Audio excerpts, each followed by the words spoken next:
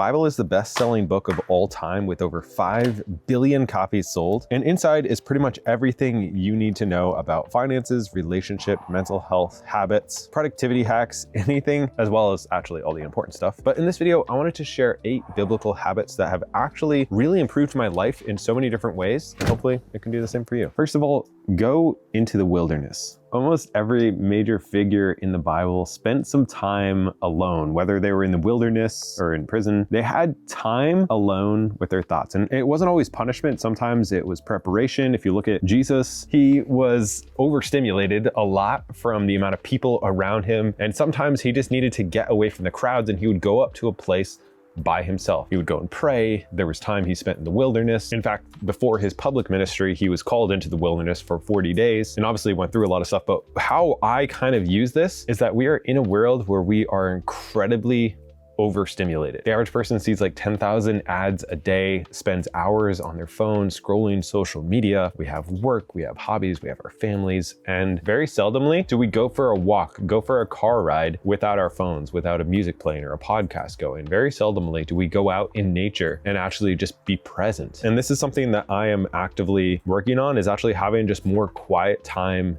in my life. We can be so distracted with so many things that just really don't matter that we can miss out on the important stuff. And sometimes the only way we can hear that is by having some quiet in our lives.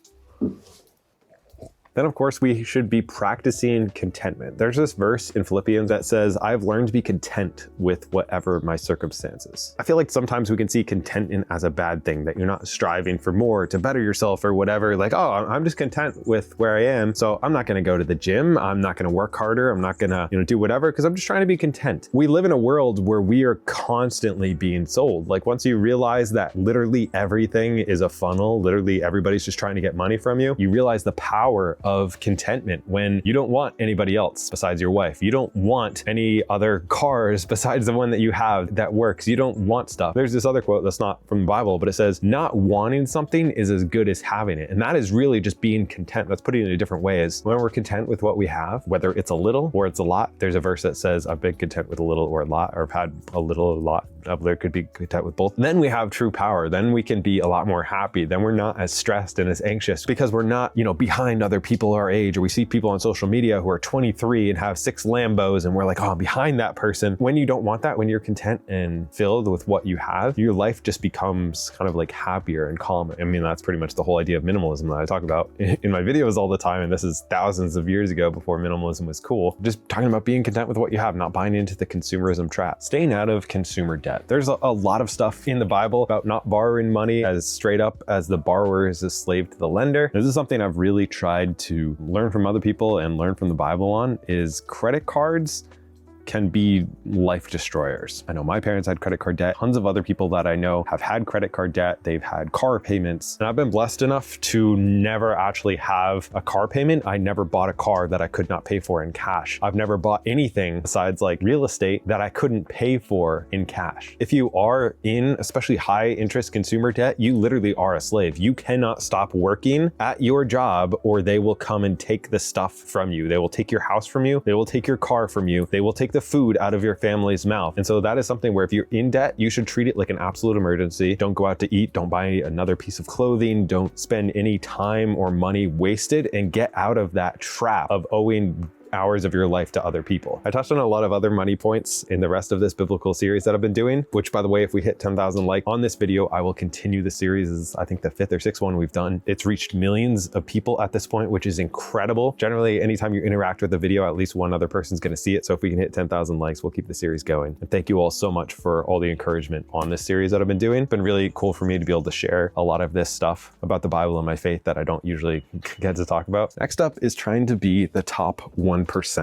Hear me out on this. 1 Corinthians 10:1 says, so whether you eat or drink or whatever you do it for the glory of God. If you're doing something for the glory of God, as if you're working for Jesus, are you just like barely scraping by? Are you doing the minimum requirement as a parent, as a partner, as a employee? Even when you're playing, like whether you're eating, drinking, working, whatever you're doing, are you just like kind of just barely getting by in life? Are you just trying to survive? Or are you trying to do the best you possibly can? For me, when it comes to my work, I try to work extremely hard. I try to be the absolute best I possibly can, live up to the max of my potential, because that's what we're supposed to do. So when you think of everything you're doing, when you're doing the dishes, when you're driving, when you're doing whatever, is scrolling on your phone every 5 minutes making a good use of your time? That honoring God? Is that good for your family or your health or anything? No. Like, are you living by design or by default? When you kind of transition to that, like, I'm not just doing this for me selfishly, even though I don't feel like doing this, it's just the best use of your life selfishly. You're just gonna be happier when you're intentionally living and trying to do the best you can at everything that you do. And on top of that, another verse from Corinthians says, do you not know that your bodies are temples of the Holy Spirit? Therefore honor of the Holy Spirit, who is in you, whom you have received from God. You are not your own, you were bought with a price. Therefore honor God with your bodies. If your body is a temple, do you just like throw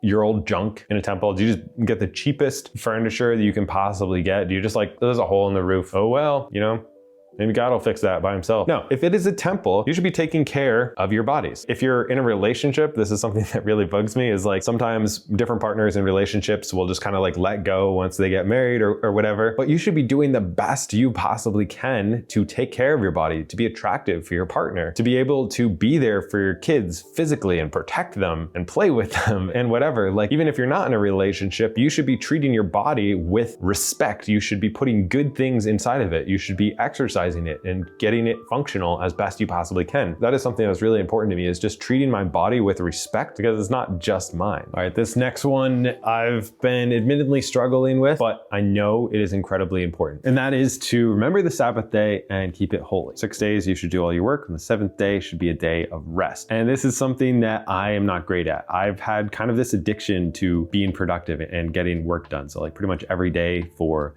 years and years and years, I did one thing for my YouTube channel every single day, years and years and years. And so recently, this is a new habit I've been trying to put in, is on Sundays, I'm gonna try to not talk about work, and try to not think about work, and try to not answer emails or check things or, you know, post something. And when you actually take a day off, you unplug. Maybe for you, it's like a screenless Sunday where you're not gonna watch TV, you're not gonna be on your phone, you're not gonna be stressing about stuff, you're just gonna have calm rest. Be okay with taking a nap. We live in this world, and especially in America, where everything is always go, go, go. And if you take a day off, well, now you're behind somebody else, or there's all this stuff that needs to be done. And like, ultimately, this is something I learned from minimalism, is like, we just have too much stuff that needs to be done. We need to say no to more things so that we can have times to rest and recharge, so we can be more productive the rest of the week. We need to have times where it's okay to unplug. It's okay to have 5 minutes of silence and stare at a wall. It's another weird habit I've been doing. I've been like staring at the fireplace for like 5 minutes or 10 minutes in the morning and just being present, being calm.